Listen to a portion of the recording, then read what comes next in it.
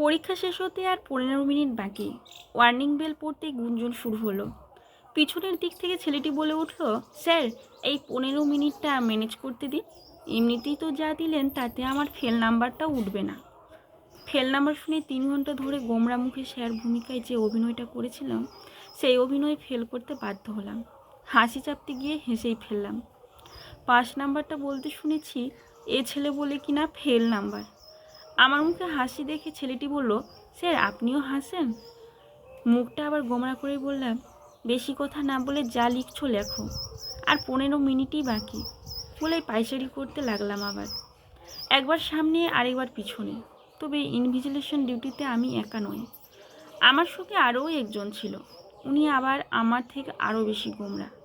কেউ একটু বলতেই না বলতেই উনি হুঙ্কার দিয়ে বলেন, খুব সাবধান, কথা বললেই খাতা নিয়ে নেব। উনার হুঙ্কারের ছেলেরা মোটামুটি চুপ ছিল। আসলে আজ মাধ্যমিকের ইতিহাস পরীক্ষা ছিল। এখনকার ছেলে মেয়েদের মধ্যে পরীক্ষা নিয়ে যে সব ভয়ভীতি একটুও নেই। পরীক্ষা মানেই ওদের কাছে উৎসব। হই হই করে একটা স্কুল থেকে অন্য স্কুলে পরীক্ষা দিতে আসা।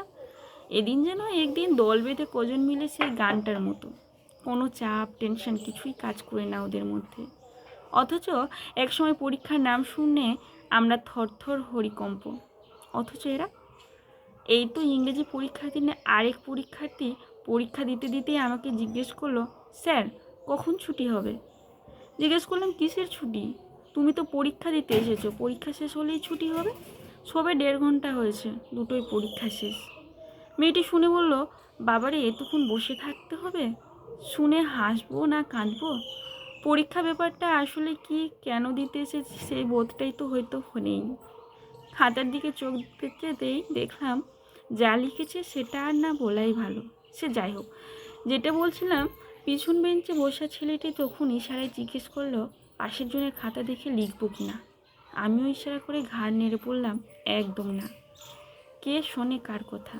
পাশের ছেলেটির খাতাটা টেনে নিয়ে দেখার চেষ্টা করছে। আমি সামনে যেতেই পাশের ছেলেটিকে বললাম, তুই সরে যা, স্যার না হলে আমার খাতাটাই নিয়ে নেবে। এমন কথা শুনে ছেলেটি আবার বলল, স্যার একটু একটু একটু ম্যানেজ করি। আমি না বলতে ছেলেটি আর সাহস দেখালো না। অবশেষে বেল পড়ল, খাতা নিয়ে বেরিয়ে আসবো।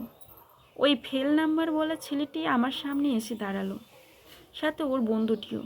জিজ্ঞেস করলাম, কিছু বলবে? বন্ধুটি বলল, জানেন স্যার, ও পরীক্ষা দিতে এসে এর দেখে ওর দেখেই ম্যানেজ করছে। না পড়ে পরীক্ষা দিতে আসে বাবার টাকায় ফুটানি করে। শুনেও না শোনার ভান করে ওদের কথায় পাত্তা না দিয়ে খাতা নিয়ে রুম থেকে বেরিয়ে আসছি। কানে এলো ওই ছেলেটির কথা, আরে পাগলা, এই বয়সে বাবাটাকে ফুটানি না করলে কবে ফুটানি করব? বাবা ফুটে গেলে? আরও কিছু কথা কানে এলো, থাক, সে ইতিহাস গোপন থাক। আমি এগোলাম ইতিহাস খাতা হাতে নিয়ে।